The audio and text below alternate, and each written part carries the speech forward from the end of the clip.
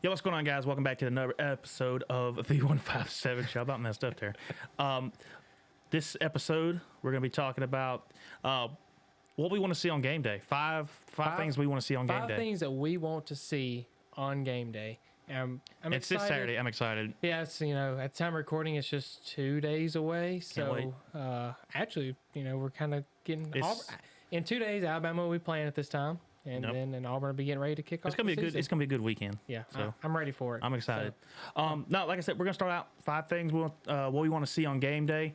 As always, don't forget to hit that like button, that subscribe button, and hit those notification bells, and share it out to all your friends and everything. Bring them over here. Let them check us out, man. We're excited to continue to grow and stuff like that. And don't forget that you can comment down below and tell us the things that you're wanting to see, or if you're watching it after the game, tell us kind of what you thought and how. What your opinion was on your game, because everybody's different opinions. One of your points may be a lot different than someone else's. It makes a good talking point. Yeah. So, cool. Well, starting out, we'll go ahead and say the what I want to see from Alabama. And number one, Bryce Young's productivity. I mean, I want to see how is he the man officially? I think he is, but is he the man that can be consistent? Can he make throws? Can he read defenses? Because this is going to be his. I mean, he played last year, but he played in mop-up duty. This is his first start, and it's a neutral site. Neutral site versus Miami. So I'm curious to see how. It's a good opponent to start out with. It's going to be tough, but it's a good opponent. I don't know. I want to see it. I want to see how he does. I have a lot of expectations after the last couple seasons with Tua and then Mac last year and everything. So I have a lot of expectations to see how he does. And stuff like that, with leading into my next point. My next thing I want to make sure I see is Bill O'Brien, our new offensive coordinator. I want to see, is his scheme any different than what Sarkisian had last year? Now, everything I've been reading, they say he's kept the same, more or less, playbook, but he's added some wrinkles here and there and stuff like that. Do we continue to throw the ball as much? Do we kind of slow it down a little bit? Alabama has the depth to continue to, maintain a high octane offense. Or they could just do a ground and pound and just old school. They go either way. I mean, that's something I want to see how we're gonna do. NFL coaches all over the in the coaching room, so we'll see. I mean, kind of. You'll see how he does. I mean, he hadn't been in college in 5 years, 6 years, something like that. So I don't know. We'll see. It's a welcome back to him, I guess, would be the thing for that day for him. Next will be the replacing the running back. Najee Harris drafted to the Pittsburgh Steelers, of course. First round, been doing pretty good for the most part. Preseason. But he's been doing pretty good. They're pretty excited about him. Last year we had Brian Robinson. He was a backup. I'm going to go ahead and say it right now. He runs hard.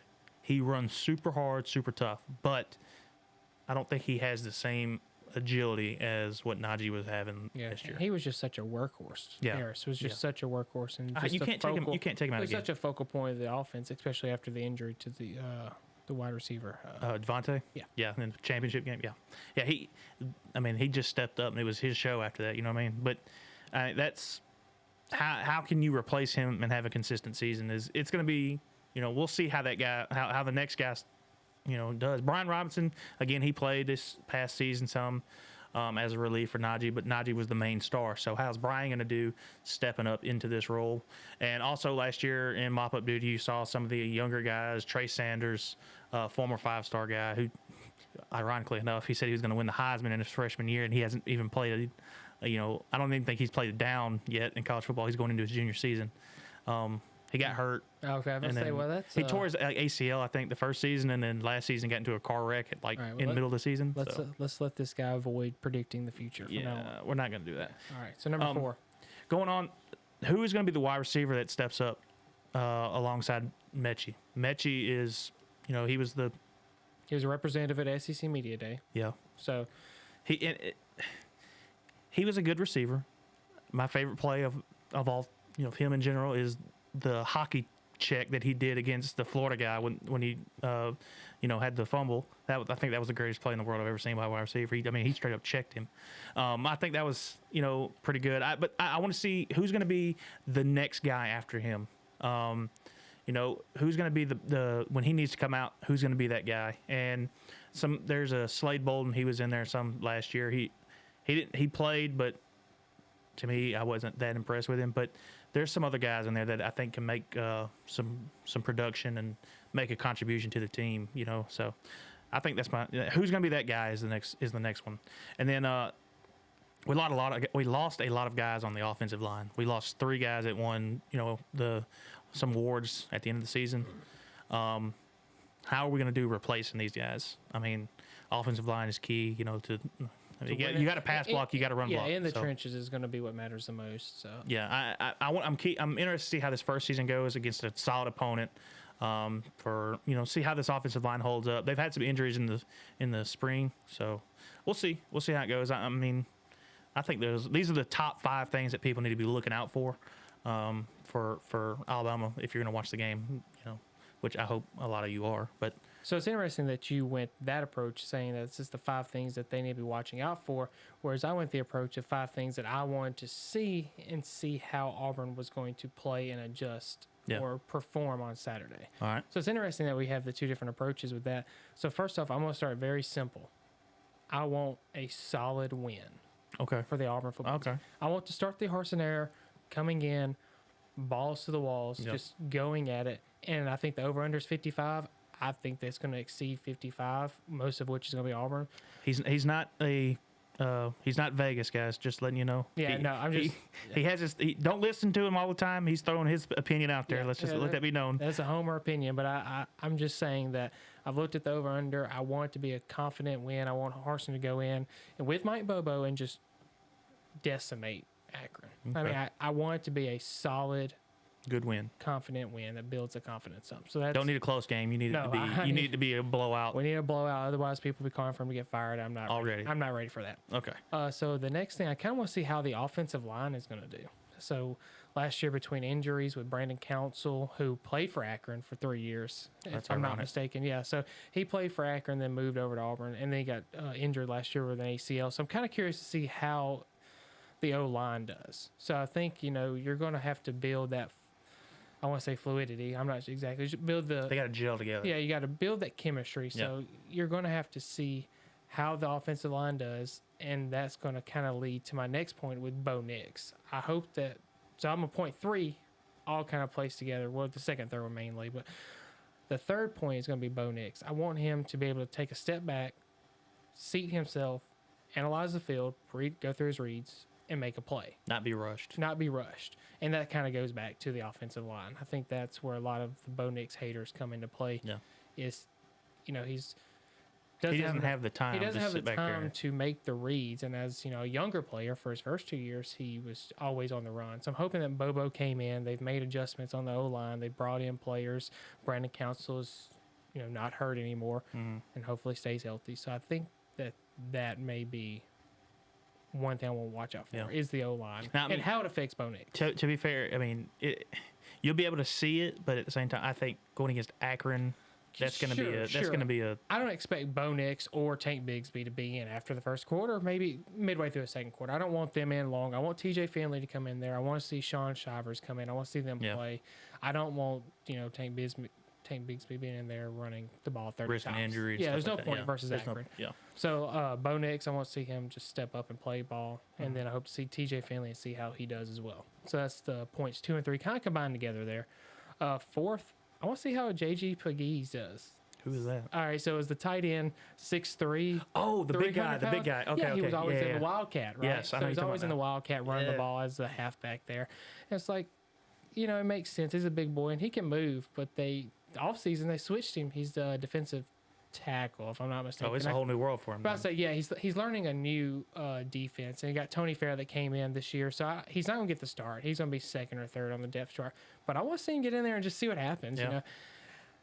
seeing how he goes from offense to defense just kind of shows the athletic ability of the players. So, Yeah. and if he's not, And always, if they absolutely need to, they swap him back, Correct. and play both ways. and you know he's an athlete because he played on offense. He was a tight end. He ran the ball some. So you know he's an athlete.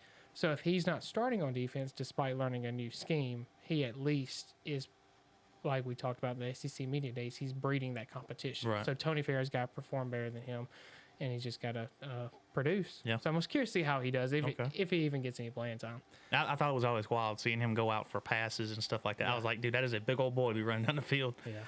And finally, I just kind of want to see how the wide receivers kind of do, like kind of piggybacking off the Bo Nix thing. I want to see if he's able to plant his feet, and go through his reads, and make a play downfield. So you got Demetrius Robertson that came in from Georgia. So I'm kind of curious to see. He's only been on campus for, I should say, a month. Is and a half. Seth Williams, is he still there? Is he gone? He's gone? Yeah. Okay. So, guys, don't quote me on. I can pull it up real quickly, but on the offensive side of the ball, with Demetrius Robertson is going to be your first, and then people are talking about Elijah Cannon, but it's not going to be him. It's going to be a few others. But shoot, I mean, either way, you still got to be able to make sure you quarterback be able to throw the ball to him, have time to throw the ball to him, and they just got to catch it. I mean, it's just I feel like sometimes last year watching some Auburn games, they was just drops. Just I mean, and I think that was just some of it was not even like Eli Stove. Like I think that they just weren't gelling or they weren't getting along at some point. Yeah. So it's interesting to see. But there's things get in your head, man, and you just like, and that's it. I mean, it's tough. You buy into the mentality, which is kind of what Harson's preaching on with the culture. So we'll see. We'll see how it goes. Javarius Johnson was a guy that's been talked about with. You were talking about the player from Alabama that was going to win the Heisman the freshman year, got injured. It's Trey Sanders, yeah. Yeah, Javarius Johnson's also a wide receiver that's said those things as well, and he hasn't produced. I don't think he's had a catch or even ran the ball or no production at all on the offensive side of the ball. So curious to see how the wide receivers shake out. Right. And the names are slipping me, but yeah, that's kind of where I'm going at. Okay. All right. So, I mean, to me, that's a solid first five that you need to check out for the first game for this season. Again, these are just our predictions, nothing too crazy. If you want to, make sure to drop your comments. Let us know your 5 things that you're going to be looking for. We'll definitely take a look at those, and we may highlight your comment, in the next video or something like that. I say if it's controversial and you can back it up, go for it. Yeah. Let's just see what happens. We'll see what happens. We were just kind of spitballing there and just kind of ran with it. And curious to see, what y'all's opinions are and where y'all see the season going, or what maybe the things that you're looking for. Yeah. And as always, guys, make sure you hit the like button, the subscribe button, and that notification bell. Share it out to your friends, family, whoever. Bring them on in here. We always welcome new subscribers. So, again, thanks y'all for tuning in. 5 things. Roll Tide, baby. War Eagle.